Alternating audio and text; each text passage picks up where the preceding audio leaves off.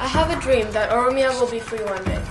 I have a dream that Oromia will be known to the world as the home country of great civilization and great nation called the Oromos.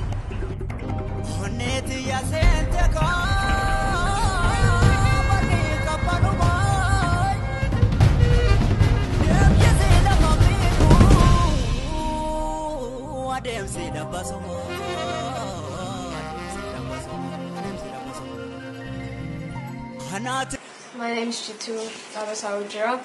I'm going to be reading a poem I found on the Moya site, which is Melbourne Oromo Youth Association on Facebook. This poem is called I Have a Dream, which was inspired by Black History Month. There's a picture of Martin Luther King Jr. over here, who was one of the many inspiring and talked about Black presidents in America. Alright, so here's how it goes. It's called I Have a Dream.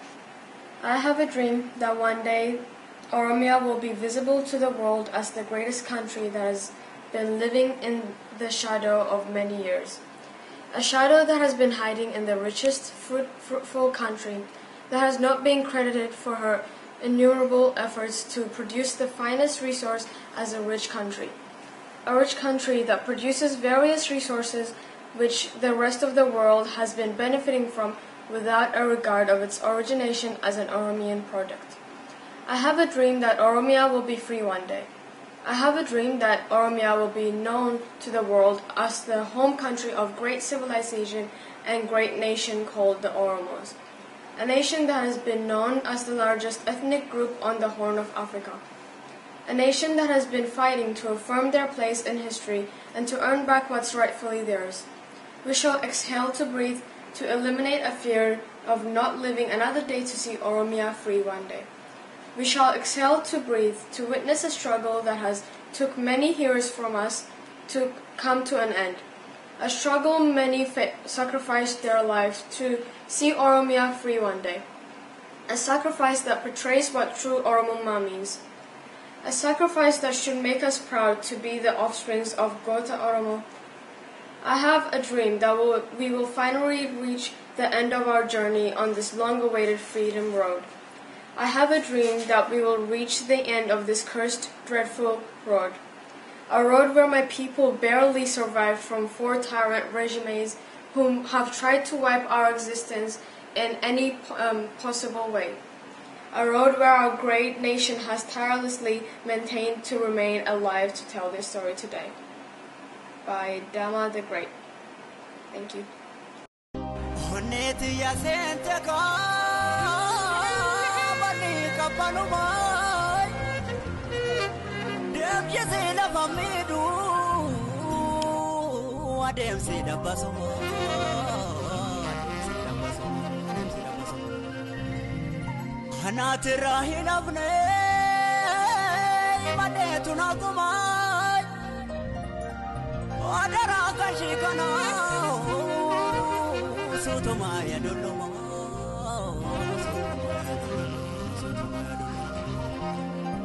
Daranga jeksite yubatu da sharamba sila fura demba da daba de kapa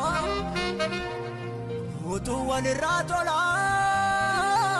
madigile hokatu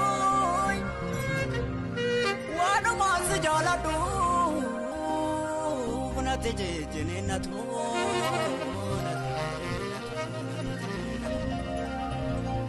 awashi mogi beda